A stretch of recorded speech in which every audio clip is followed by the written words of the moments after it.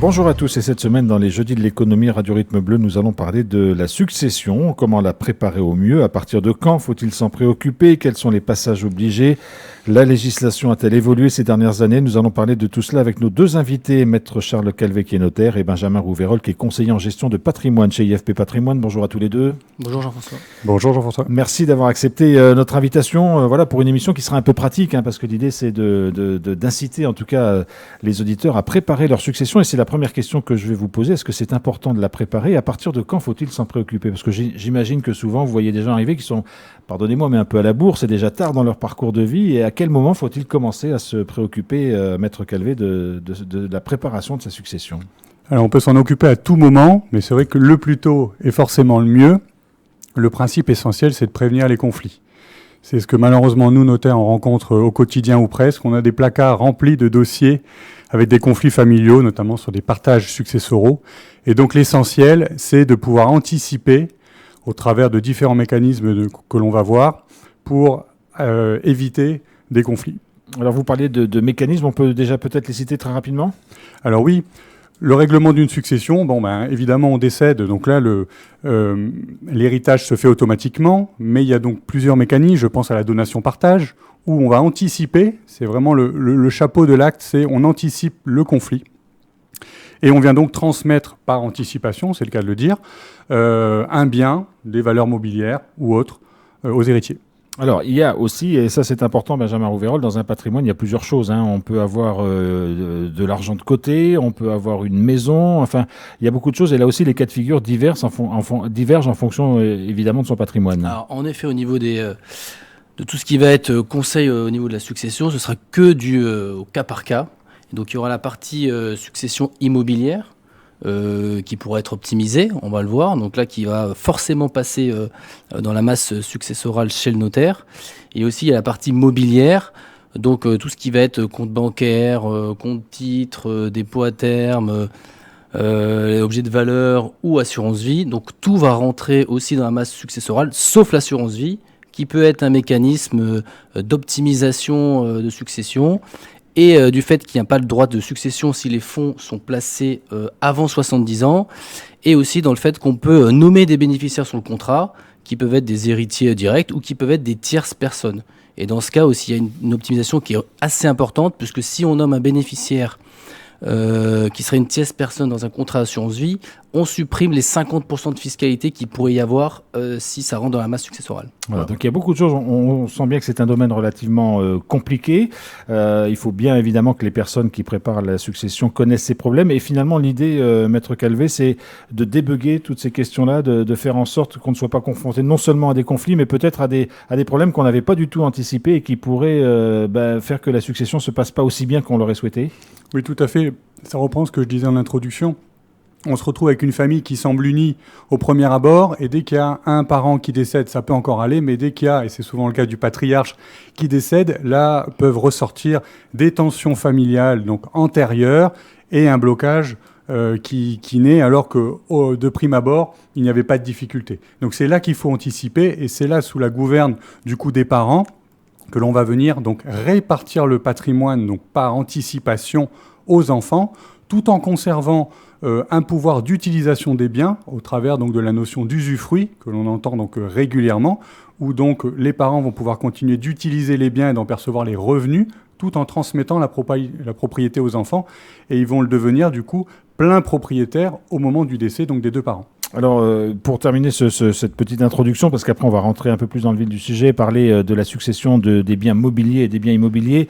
Benjamin Rouveyrol, ça s'adresse à toute personne. On n'est pas obligé d'avoir un gros patrimoine pour préparer sa succession. Ça vaut le coup de s'y atteler dès qu'on peut, en fait, quel que soit son patrimoine. Alors, en effet, ça c'est important de savoir déjà à quelle sauce on va être mangé, et c'est des choses qui peuvent être optimisées. Alors, outre l'aspect fiscal, un exemple très simple, c'est aujourd'hui, suite au décès des deux parents, les enfants récupèrent 2 appartements.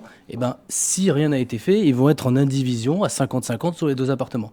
Alors que si on avait fait ça, si on avait optimisé et on avait pris les devants sur la succession, peut-être qu'on aurait pu donner un appartement à un enfant et l'autre appartement à l'autre enfant, ce qui limite les problèmes et surtout ce qui évite d'être en indivision et d'avoir après des conflits de personnes qui veulent sortir sortir d'indivision, qui veulent vendre, qui veulent rester, etc.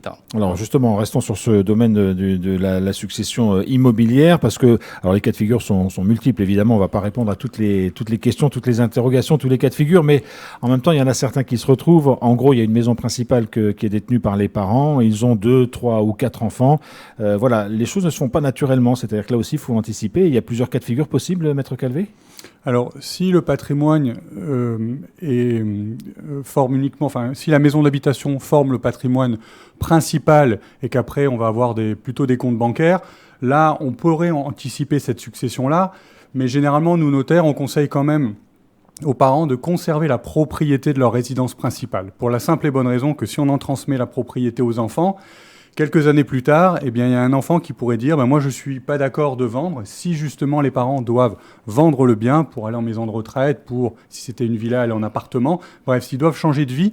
Donc sur la résidence principale, on aura plutôt tendance à conseiller de le conserver dans son patrimoine propre et ne le transmettre qu'au moment de la succession. Donc la succession, l'anticipation successorale pourrait davantage porter sur les autres biens qui seraient dans le patrimoine donc des parents. Et s'il y a une résidence secondaire, est-ce que les choses se compliquent ? Alors, ça, on ne va pas dire que ça se complique, mais justement, on peut anticiper. Ça se densifie. Ça se densifie, exactement. On va anticiper du coup la transmission patrimoniale justement sur cette résidence secondaire. Pour reprendre ce que disait Benjamin, on a parlé d'indivision. Le Code civil donc rappelle que nul n'est censé demeurer dans l'indivision et le partage peut être demandé. Ce qui veut dire que les enfants vont se retrouver donc dans cette indivision, mais il y en a peut-être un, si on prend un exemple de 2 enfants, un qui va vouloir vendre, l'autre qui va vouloir rester, qui va vouloir conserver le bien, et il va y avoir des difficultés. Donc après, nous, on peut utiliser des mécanismes, je pense à la société civile immobilière, donc la fameuse SCI, qui permet quand même de conserver les biens, qui permet d'avoir du coup une structure stable avec des assemblées générales donc pour régler la situation des biens, sans avoir besoin d'avoir l'accord de tout le monde, l'unanimité, pour vendre et disposer d'un bien notamment. Alors, avec vous, Benjamin Rouverol, parce qu'on comprend bien les dispositions et les pièges sur lesquels il faut être vigilant dans le cas d'une succession, vous êtes-vous conseiller en patrimoine, et on va remonter un petit peu en avant, si vous voulez bien. Quelqu'un qui se pose la question d'un investissement, est-ce que vous pouvez le conseiller aussi en fonction de sa situation familiale et ce qu'il veut faire de sa succession ? Ah, exactement, c'est une des premières questions qu'on va poser. C'est aujourd'hui, on va faire un audit patrimonial pour récupérer le patrimoine du client. Et par rapport aux différents abattements, on va tout de suite se rendre compte s'il va y avoir une fiscalité qui va être importante ou pas à la sortie. Donc aujourd'hui, c'est vrai que un couple qui aurait 2 enfants, ils ont chacun donc une quote-part et donc 18 millions d'abattements par enfant par personne. Donc en fonction du patrimoine, on va pouvoir l'optimiser ou pas. Si on doit l'optimiser, dans ce cas, on va formuler plusieurs conseils qui vont être soit l'achat d'un bien immobilier donc locatif qui va générer du rendement et automatiquement derrière un démembrement de propriété. Là en plus il y aura un abattement qui peut être intéressant en fonction de l'âge. On peut avoir 50% d'abattement si ce bien est donné avant 61 ans. Donc dans ce cas-là on va travailler de concert avec les notaires pour pouvoir donner ce bien-là. Les enfants vont récupérer la nue propriété et les parents vont garder l'usufruit, donc les revenus. Et c'était l'objectif du placement, c'était d'avoir des revenus et d'optimiser la succession. Donc dans ce cas-là c'est optimisé. En cas de succession, ce bien ne rentrera pas dedans. L'autre mécanisme qui peut être intéressant, c'est l'assurance vie. Si les gens qui viennent nous voir ont un patrimoine financier à placer pour avoir des revenus complémentaires, on peut le mettre donc en immobilier. Et sinon dans l'assurance vie. Et si les fonds sont placés avant 70 ans, pour le coup, il n'y aura pas de fiscalité pour 100% de la somme, ça ne rentre pas dans la succession. Voilà. Alors, est-ce que les conseils que vous donnez à des gens qui veulent investir en fonction, parce que voilà, il y a toujours la perspective d'une succession, tiennent compte aussi du contexte familial, par exemple ? Ah, tout à fait. Alors ça, c'est aussi un point sur lequel on va interagir avec le client sur l'audit patrimonial, c'est de savoir est-ce qu'il y a un enfant d'un premier lit, est-ce que justement il y a pas d'enfant d'un premier lit, comment on peut préparer cette future succession, et ça on ne peut le faire que du vivant. Aujourd'hui, si on veut préparer quelque chose, il faut le faire du vivant, et c'est un peu le conseil du jour, c'est si vous voulez préparer votre succession, il faut le faire maintenant, au décès, si rien n'a été prévu, c'est trop tard. Maître Calvé, est-ce que vous rencontrez dans l'exercice de votre profession, on sait que la typologie de la famille a beaucoup évolué. Voilà, on a pris un cas très simple tout à l'heure, papa, maman, les 3 enfants. Voilà, c'est très simple. On sait aujourd'hui qu'il y a des familles recomposées, qu'il y a des modifications familiales. Est-ce que ça complique aussi les questions de succession? Est-ce que ça implique aussi de la préparer le plus en amont possible? Oui, je vais répondre un grand oui. On se retrouve donc avec des familles recomposées, on le voit assez fréquemment dans nos études, et donc on incite les gens à venir nous voir parce que le dispositif du Code civil n'est pas forcément adapté et il nécessite de le compléter avec ce qu'on peut appeler une donation entre époux, donc quand les gens sont donc mariés avec des enfants, donc sous forme de famille recomposée, pour transmettre d'abord aux conjoints survivants ce que l'on souhaite réellement transmettre. Je m'explique. Le Code civil dit en matière donc de famille recomposée, eh bien que le conjoint survivant n'aura qu'un quart en pleine propriété. Mais on peut très bien décider de lui transmettre de l'usufruit, la notion que l'on vient de voir. Donc pour cela, il faudrait faire du coup une donation entre époux pour lui permettre de bénéficier de cet usufruit. Voilà. Donc il y a quand même, déjà pour le conjoint survivant, une étude à faire pour s'assurer qu'il aura bien quelque chose et qu'il sera bien protégé. Quel est le but d'une bonne succession? Est-ce que c'est d'optimiser, on va dire, les dispositions fiscales ou est-ce que c'est de faire en sorte que ça se passe bien pour la famille? Alors, en introduction, effectivement, c'est prévenir les conflits, mais il y a effectivement un volet fiscal qui est très important. Si on a un patrimoine global que l'on transmet donc sans rien avoir anticipé, on va avoir quelque part une fiscalité qu'on va dire défavorable. Pourquoi? Parce qu'on va être taxé sur 100% de la masse qui constitue notre patrimoine. Alors que si on a anticipé, eh bien avec la notion d'usufruit et de nue propriété qu'on vient de voir, il y a une décote qui est faite par tranche de 10 années. Et donc, on va venir taxer sur une masse plus faible, tout simplement, au niveau de la fiscalité. Et au surplus, au niveau, donc, les abattements sont les mêmes, on a parlé de 18 millions par enfant et par parent, mais au niveau des taux d'imposition, on va jusqu'à 20% donc en transmission en ligne directe, c'est-à-dire de parent à enfant. Il y a des tranches, 5, 10, 15, 20. Mais si on anticipe avant les 75 ans au travers de la notion de donation-partage, on peut être taxé à 3 et 7%. Donc voilà, il y a quand même un écart conséquent entre 3 et 7% et les 20% à la tranche maximum. Benjamin Rouverol, je reste dans le cadre de la transmission d'un patrimoine immobilier. On sait que certaines personnes ont aussi des biens acquis à l'étranger. Oui. Est-ce que ça complique aussi les choses? Est-ce que quand on se pose la question d'investir à l'étranger, il faut aussi se poser la question éventuelle de la succession parce qu'on sait que les réglementations des différents pays ne sont pas forcément les mêmes, etc. etc. Alors exactement, les réglementations ne sont pas les mêmes. En Australie, par exemple, il n'y aurait pas de droit de succession pour un bien. En revanche, ce bien, il doit être réintégré dans la masse successorale en Nouvelle-Calédonie et la fiscalité doit s'appliquer dessus. Voilà. Donc ça, c'est important de le dire, puisqu'aujourd'hui, si ce n'est pas le fait, on rentre dans le cadre de la fraude fiscale. Et on peut avoir des très mauvaises surprises. Et c'est pénal. Oui, voilà. Donc il faut faire attention. Et de toute façon, si on ne le fait pas, le bien, même s'il était vendu en Australie, l'argent ne pourrait pas revenir en Calédonie. Voilà. Alors, on a essentiellement parlé pour l'instant de la transmission de biens immobiliers. L'autre versant des choses, c'est ce qu'on appelle les biens mobiliers. Qu'est-ce qu'on met dans ce terme? Parce que c'est pas des meubles, en fait, Maître Calvé. C'est de l'argent. C'est quoi le bien mobilier? Oui, ça va être l'argent, mais on va penser souvent aux parts de société, que ce soit donc des parts de SCI, mais même les sociétés donc commerciales. J'ai eu mon exploitation au travers donc d'une SARL ou autre. Ça va faire partie effectivement de ma succession. Les parts de société font partie donc des biens mobiliers qui composent le patrimoine successoral. L'activité d'un artisan, par exemple, fait partie d'un bien mobilier. Alors ça va être le fonds de commerce. Voilà. Mais sinon, ça forme effectivement le patrimoine successoral. Oui. Et là aussi, ça s'anticipe beaucoup. Il y a moins de difficultés fiscales ou moins de difficultés réglementaires que pour le patrimoine immobilier, ou est-ce que c'est les mêmes questions qui se posent? Alors là, c'est les mêmes questions qui se posent, mais au-delà de ça, au travers donc d'un fonds de commerce ou d'une transmission d'entreprise, là, c'est effectivement qui va reprendre l'entreprise et qui va être capable de la gérer derrière. Donc là, il y a même une anticipation, j'ai envie de dire, sociale, personnelle, au-delà donc de la partie successorale fiscale. Alors, le conseiller en patrimoine peut conseiller évidemment sur les placements les plus rentables ou les plus adaptés à une personne qui vient. Le notaire, il joue aussi un rôle de conseiller Maître Calvé? Alors oui, en fait, on se complète. On se complète. Nous, on a vocation à gérer la partie immobilière et davantage la partie immobilière pour Benjamin.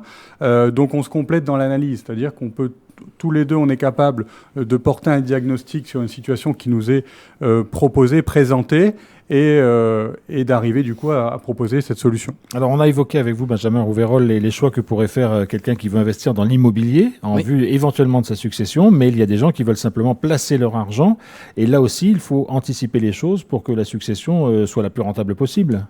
Alors on a parlé des assurances-vie, mais il n'y a pas que ça en plus comme placement Alors il n'y a pas que ça, mais en Calédonie on est quand même bien lotis sur ce sujet, puisque si les fonds sont placés avant 70 ans, il n'y a pas de fiscalité. Donc l'assurance-vie, c'est quand même bien démocratisé ces dernières années. Et maintenant, on a accès, on peut quasiment parler de compte titres dans l'enveloppe fiscale, puisqu'on peut acheter des titres vifs dans l'assurance vie, on peut faire des placements sur des devises, on peut mettre de l'immobilier dans l'assurance vie, à travers des SCI ou des SCPI ou des fonds immobiliers, on appelle ça des club deals. Donc il y a quand même pas mal de solutions, et sur toutes les valeurs mobilières pour des gens qui ont une contrainte fiscale ou même de rendement. On va plutôt partir sur l'assurance vie. Et après, l'autre type de produit qu'on peut proposer, c'est les comptes titres, où là il y a aussi une fiscalité avantageuse puisque pas de fiscalité sur les plus-values mobilières pour l'instant. En revanche, le compte titre va rentrer dans la masse successorale au même titre qu'un compte bancaire classique ou qu'un dépôt à terme. Et là, et la fiscalité qui s'applique sur ce type de succession, c'est évidemment la fiscalité calédonienne. C'est la fiscalité calédonienne qui se cumule avec tous les biens immobiliers. Donc on fait un cumul global de tout ce qu'il y a. Et puis en fonction du montant, on arrive sur les tranches à 5, 10, 15 et jusqu'à 20. Et donc là aussi, Maître Calvé, il peut y avoir des mauvaises surprises sur des gens qui ne savaient pas un certain nombre de dispositions, d'où la nécessité de venir voir un notaire ou un conseiller en patrimoine. Oui, il faut nous consulter pour qu'on puisse, encore une fois, porter ce diagnostic sur l'étendue du patrimoine. Et en fonction du nombre d'enfants, on a parlé donc des 18 millions d'abattements, ça peut aller très vite et on peut se retrouver du coup taxé assez fortement, donc jusqu'à 20%, on l'a dit. Donc c'est pour ça qu'il faut anticiper. Et il y a quelque chose qu'il faut préciser, c'est que cet abattement de 18 millions, il se régénère tous les 6 ans. En d'autres termes, tous les 6 ans, je peux donner jusqu'à 18 millions. Donc c'est chaque parent qui peut donner à chaque enfant jusqu'à 18 millions en franchise de droit de succession, de droit de donation. Voilà. C'est-à-dire on donne 18 millions, l'enfant aura 18 millions. Exactement. Il aura 18 millions si on veut donner du cash, si on veut donner un bien immobilier, quel que soit effectivement le support de la donation. On peut donner jusqu'à 18 millions et cet abattement se régénère tous les 6 ans. Donc l'intérêt de nos métiers, c'est d'anticiper cette succession et de donner au fur et à mesure du temps pour être toujours en franchise de droit, donc encore une fois 18 millions par enfant et par parent, pour que à la fin, on ait pu transmettre aux enfants la quasi-intégralité du patrimoine, toujours une fois en franchise de droit. Alors comment se fait une succession? Quel est le document qui la valide quelque part? Est-ce que c'est le fameux testament où on dit ce qu'on veut faire de nos biens, et ça va être comme ci, comme ça, et puis c'est terminé?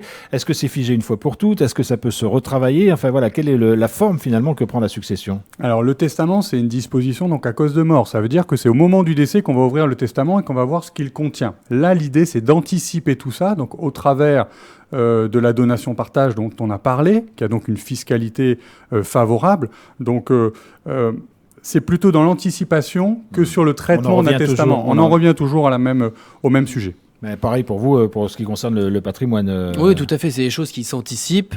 Évidemment, le dénouement sera au décès, mais en revanche, il y a des choses à mettre en amont. Et par exemple, sur un contrat d'assurance vie, on peut modifier à tout moment les clauses bénéficiaires du contrat en fonction de l'évolution des dispositions du souscripteur de l'assurance vie. Écoutez, merci de nous avoir éclairé sur ces questions qui sont compliquées. Peut-être pour terminer, parce qu'on sait que la législation évolue de temps en temps, que ce soit au niveau fiscal, que ce soit au niveau réglementaire. Est-ce que ces derniers mois, ces dernières années, il y a eu en Calédonie des évolutions qui pourraient intéresser les personnes qui préparent leur succession, ou est-ce qu'on est pour l'instant dans une sorte de stabilité, Maître Calvé? Non, on peut parler de stabilité dans la réglementation fiscale, pour les donations et successions. Oui. Benjamin Rouveyrol. Oui, il n'y a pas eu d'évolution depuis quelques années déjà. Merci en tout cas à tous les deux d'être venus nous expliquer et peut-être inciter les personnes à préparer leur succession pour éviter d'avoir des mauvaises surprises. Prenez rendez-vous soit avec un notaire, soit avec un conseiller en patrimoine.